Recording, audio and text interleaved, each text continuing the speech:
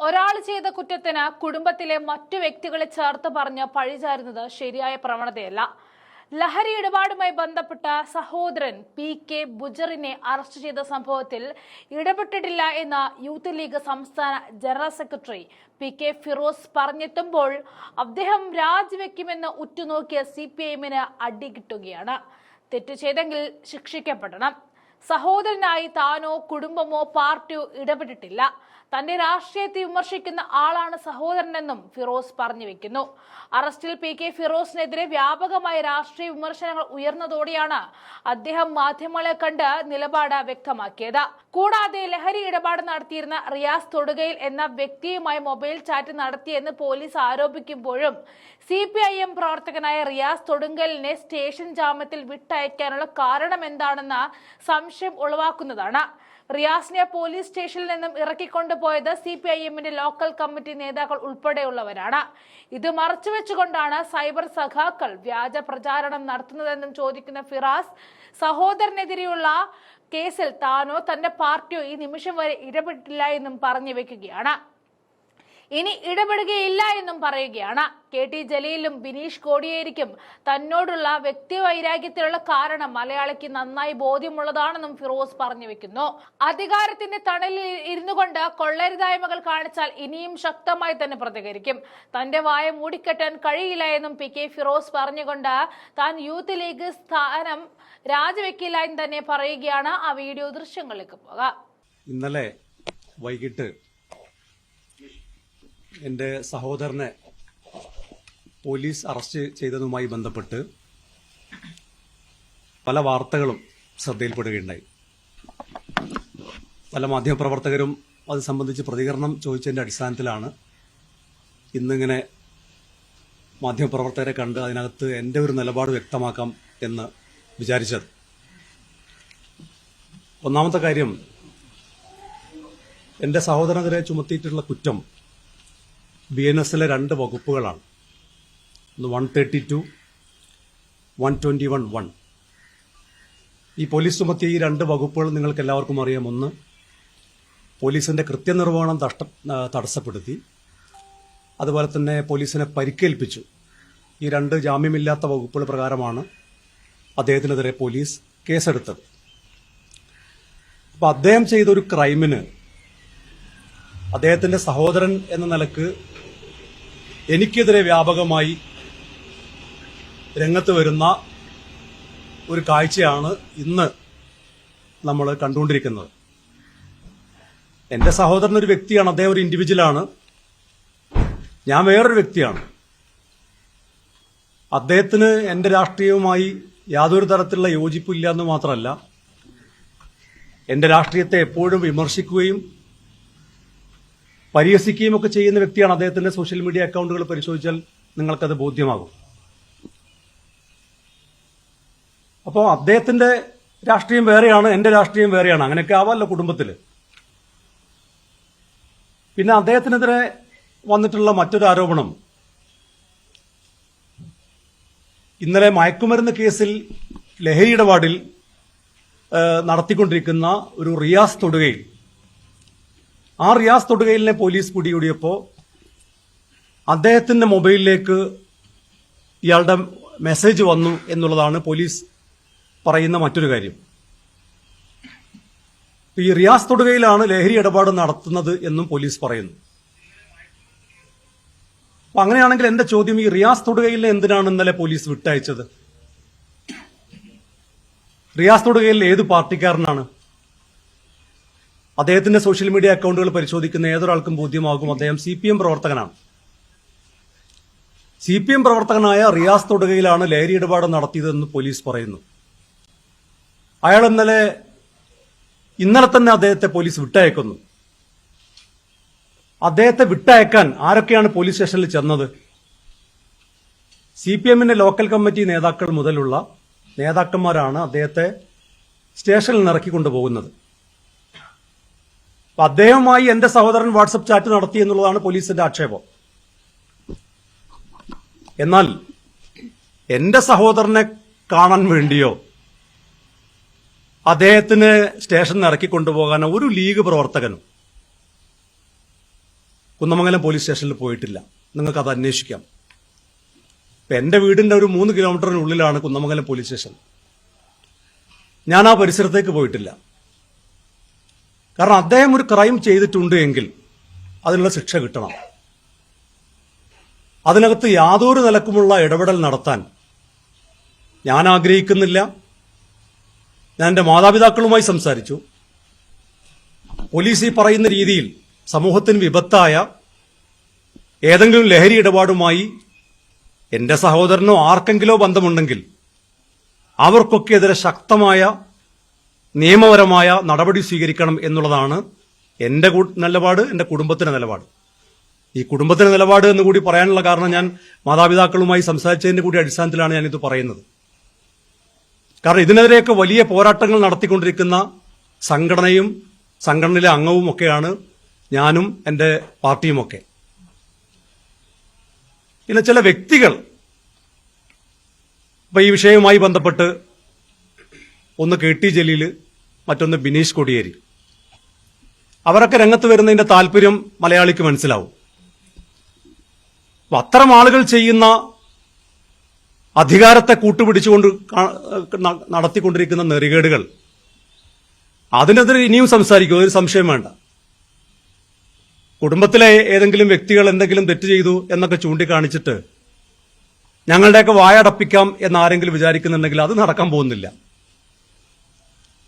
അധികാരവർഗം അധികാരം ഉപയോഗിച്ചുകൊണ്ട് കഴിഞ്ഞ കാലങ്ങളിൽ നടത്തിയ ചൂഷണങ്ങളും അതുപോലെ തന്നെ കൊള്ളരുതായ്മകളും അഴിമതികളും ഒക്കെ ഉണ്ടായപ്പോൾ അതിനെതിരെ ശക്തമായ നിലപാട് സ്വീകരിക്കുക എന്നുള്ളത് ഒരു പ്രതിപക്ഷ സംഘടന എന്നുള്ളവർക്ക് ഞങ്ങളുടെയൊക്കെ ഉത്തരവാദിത്തമാണ്. ആ ഉത്തരവാദിത്തം നിറവേറ്റിയിട്ടുണ്ട്. അത് ഇനിയും ചെയ്യും എന്ന കാര്യത്തിൽ യാതൊരു സംശയവുമില്ല. ഇക്കാര്യത്തിൽ എന്റെ സഹോദരനുമായി ബന്ധപ്പെട്ട് പോലീസ് നിഷ്പക്ഷമായ അന്വേഷണം നടത്തട്ടെ. അതിനകത്ത് അദ്ദേഹം കുറ്റക്കാരനാണെങ്കിൽ മാതൃകാപരമായ ശിക്ഷ കൊടുക്കട്ടെ.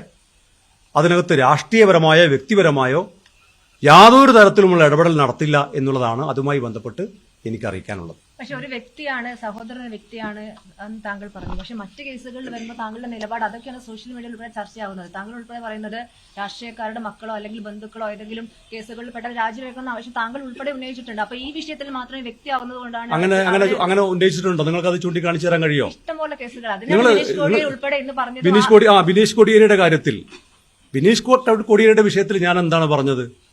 നിങ്ങളുടെ ആർക്കൈവ്സിൽ ഉണ്ടാവുമല്ലോ. അതിനകത്ത് ബിനീഷ് കൊടിയേരി ചെയ്ത തെറ്റിന് അദ്ദേഹത്തിന്റെ പിതാവ് രാജിവെക്കണം എന്നൊരാവശ്യം ഞാൻ ഉന്നയിച്ചതായി നിങ്ങൾക്ക് കാണിച്ചു തരാൻ കഴിയോ? അപ്പൊ പ്രസ്ഥാനം ആര് പറഞ്ഞു? ആരെങ്കിലും ചൂണ്ടിക്കാണിച്ചോ? എന്റെ പാർട്ടിയിൽ ആരെങ്കിലും പറഞ്ഞോ മകൻ ചെയ്ത തെറ്റിന് അച്ഛൻ? ഞങ്ങൾ പറഞ്ഞ എന്താണ്?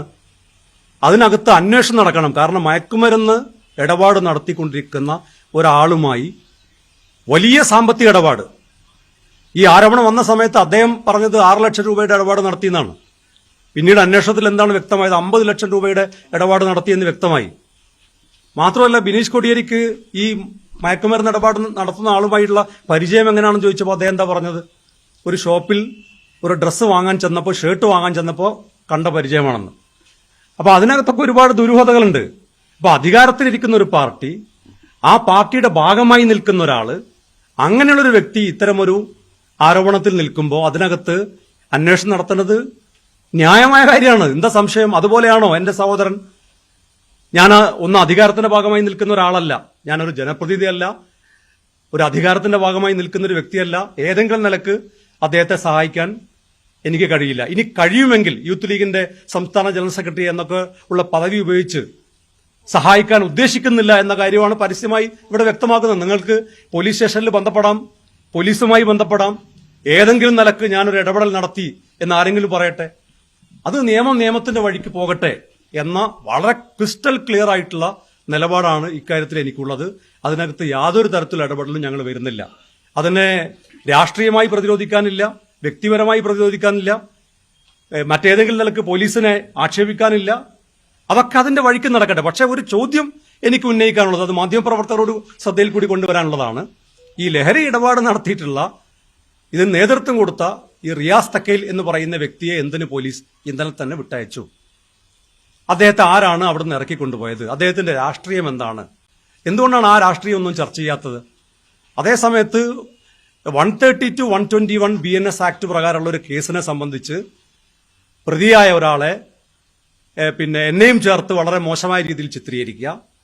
ഈ മയക്കുമരുന്ന് ഇടപാട് നടത്തി എന്ന് പോലീസ് തന്നെ പറയുന്ന റിയാസ് തക്കയിൽ എന്ന് പറയുന്ന CPM-കാരനെ ബോധപൂർവ്വം മറച്ചു വെക്കുക, അത് ശരിയല്ല എന്ന ഒരു വൈരുദ്ധ്യം ചൂണ്ടിക്കാണിക്കുക മാത്രമാണ് ഞാൻ ചെയ്തിട്ടുള്ളത്. മറ്റു കാര്യങ്ങൾ ഞാൻ ഈ പറഞ്ഞതുപോലെ പോലീസിന്റെ അന്വേഷണം നടത്തട്ടെ, നിഷ്പക്ഷമായ അന്വേഷണം നടത്തട്ടെ. ഏതെങ്കിലും നിലക്ക് തെറ്റായ ഒരു പ്രവൃത്തി എന്റെ സഹോദരന്റെ ഭാഗത്തുനിന്നുണ്ടായിട്ടുണ്ടെങ്കിൽ അതിന് മാതൃകാപരമായ ശിക്ഷ കിട്ടുന്നതിൽ ഏറ്റവും അധികം സന്തോഷിക്കുന്ന വ്യക്തി ഞാൻ കൂടിയായിരിക്കും. പക്ഷെ ഒരു കാര്യം എന്താ, ഈ CPM-മാരൻ പറയുമ്പോൾ ആ CPM-കാരിൽ നിന്നാണ് താങ്കളുടെ സഹോദരനിലേക്ക് ഇത് എത്തുന്നത്. അവിടെ നിന്നാണല്ലോ അല്ല, എന്റെ സഹോദരനെതിരെയുള്ള ആക്ഷേപം എന്താണ്? ഇദ്ദേഹമായി വാട്സപ്പ് ചാറ്റ് നടത്തി എന്നുള്ളതാണ്. അതേസമയത്ത് ഈ CPM പ്രവർത്തകനെ കുറിച്ചുള്ള ആക്ഷേപം എന്താണ്? അല്ല, പോലീസ് അന്വേഷിക്കട്ടെ. പോലീസ് കിട്ടിയിട്ടില്ല, മൊബൈൽ ഫോൺ പരിശോധിക്കാൻ കഴിഞ്ഞിട്ടില്ല എന്ന് പോലീസ് പറയുന്നു. അതേസമയത്ത് ഈ കുറ്റസമ്മതം നടത്തിയത് ആരാണ്? റിയാസ് തൊടുകയിലാണ്. അപ്പൊ റിയാസ് തൊടുകയിൽ ആരാണ്? CPM പ്രവർത്തകനാണ്. അദ്ദേഹത്തിന്റെ ഫേസ്ബുക്ക് അക്കൗണ്ട് പരിശോധിച്ചാൽ നിങ്ങൾക്ക് ബോധ്യമാവും. അദ്ദേഹം അത് വ്യക്തമാക്കിയതാണ്. അപ്പൊ എന്റെ സഹോദരൻ മുസ്ലിം ലീഗ് പ്രവർത്തകനല്ല, നിങ്ങളത് പരിശോധിക്കുക. അദ്ദേഹം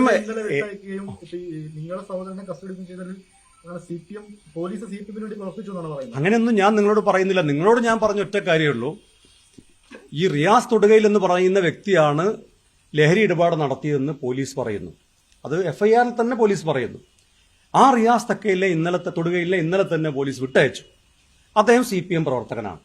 അത് അദ്ദേഹത്തിന്റെ ഫേസ്ബുക്ക് അക്കൗണ്ടിലൂടെ അദ്ദേഹം വ്യക്തമായി ജനങ്ങളുടെ മുമ്പിൽ കാണിച്ചൊരു കാര്യമാണ്. അദ്ദേഹത്തെ പോലീസ് സ്റ്റേഷനിൽ കൊണ്ടുപോയത് CCTV ദൃശ്യങ്ങൾ പരിശോധിച്ചാൽ ബോധ്യമാകും. CPM-ന്റെ ലോക്കൽ കമ്മിറ്റി നേതാക്കന്മാരടക്കമുള്ള ആളുകളാണ്. ആ കാര്യം മറച്ചുവെക്കുന്നു. അദ്ദേഹവുമായി വാട്സപ്പ് ചാറ്റ് നടത്തി ഈ പറയുന്ന പോലീസിന്റെ കൃത്യനിർവഹണം തടസ്സപ്പെടുത്തി പോലീസിനെ ആക്രമിച്ചു എന്ന കേസിൽ പ്രതിയായ ഒരാളെയും അദ്ദേഹം എന്റെ സഹോദരനാണ് എന്നതുകൊണ്ട് എന്നെയും ചേർത്ത് വ്യാപകമായ രീതിയിൽ സൈബർ അറ്റാക്ക് നടത്തുന്നു. ഈ പറയുന്ന ബിനീഷ് കോടിയേരിയും കെട്ടി ജലീലും ഒക്കെ രംഗത്ത് വരുന്നു. ഈ വൈരുദ്ധ്യമാണ് ഞാൻ ചൂണ്ടിക്കാണിച്ചത്. അതിന് കുഴപ്പമില്ലെന്നേ, പോലീസ് അന്വേഷിച്ചോട്ടെ. ഞാൻ ആ വാട്സപ്പ് ചാറ്റ് നടത്തിയെന്ന് പോലീസ് കേസെടുത്തതിന് ഞാൻ എന്തെങ്കിലും കുറ്റം പറഞ്ഞോ? ഞാൻ ന്യായീകരിച്ചോ? ഒരിക്കലും ന്യായീകരിക്കുന്നില്ല. ഒരു ന്യായീകരണത്തിന്റെ പ്രശ്നമില്ല. അദ്ദേഹം ഇപ്പം നിങ്ങളുടെ പോലീസ് കൈരളി TV അല്ലേ? അല്ല, ഏതാണ്? റിപ്പോർട്ടറാണ്. ആ റിപ്പോർട്ടർ രണ്ടും കണക്ക് തന്നെ. അപ്പൊ ഏതായാലും റിപ്പോർട്ടർ TVക്കിന്റെ ചോദ്യം എന്താണ്?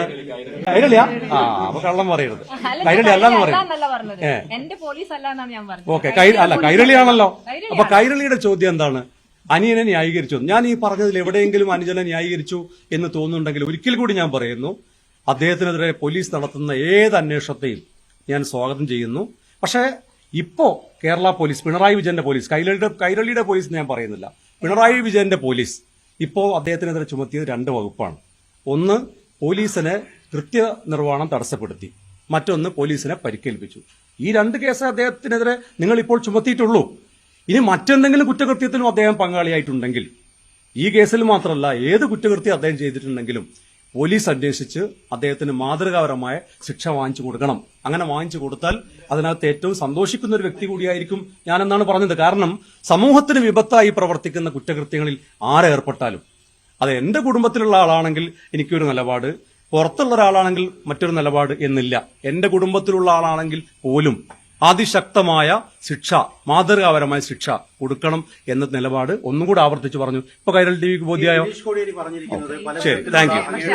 പോസ്റ്റുകൾ മുൻനിർത്തിക്കൊണ്ടാണ് യെസ്, അന്ന് കോടിയേരി രാജിവെക്കണമെന്ന് അടക്കമുള്ള ആവശ്യങ്ങൾ പല കോണിൽ നിന്ന് ഉയർന്നിട്ടുണ്ടായിരുന്നു. പല കോണിൽ നിന്ന് രാഷ്ട്രീയമായിട്ട് ഇത്ര മുഖ്യധാരയിൽ നിൽക്കുന്ന ആളുകളുടെ കുടുംബത്തിൽ നിന്നൊരാൾ ഇങ്ങനെ ഒരു ശിക്ഷയുടെ ഭാഗമായി വരുന്ന ഘട്ടത്തിൽ നേതൃസ്ഥാനത്തിരിക്കുന്ന അങ്ങ് രാജിവെക്കാൻ തയ്യാറാവുമോ എന്നുള്ളതാണ് അദ്ദേഹത്തിന്റെ ചോദ്യം. ഞാൻ ചോദിക്കുന്നത്, ബിനീഷ് കോടിയേരിന്റെ വിഷയം ഉണ്ടായിരുന്ന സമയത്ത് അന്ന് രാത്രി ഏഷ്യാനെറ്റ് ചാനലിലായിരുന്നു അന്നൊരു ചർച്ച നടത്തിയത്, ഡിബേറ്റ് നടത്തിയത്.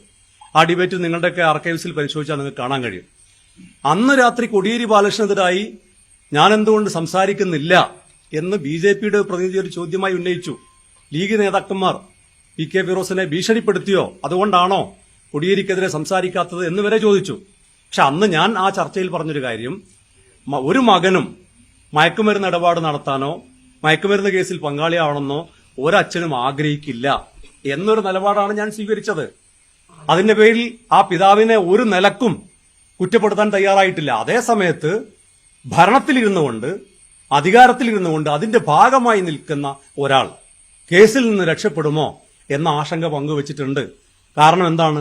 അവർ അധികാരത്തിലിരിക്കുന്ന പാർട്ടിയാണെന്ന് മാത്രമല്ല, ബിനീഷ് കോടിയേരി അതിന്റെ ഭാഗമായി നിൽക്കുന്ന ആൾ കൂടിയാണ്. അതുകൊണ്ട് തന്നെ സ്വാഭാവികമായും അത്തരം ഒരു സംശയം ഉന്നയിക്കുന്നതിൽ ഒരു തെറ്റുമില്ല. അത് ഇനിയുണ്ടായാൽ ഇനിയും അത് ആവർത്തിക്കും, ഒരു സംശയം വേണ്ട.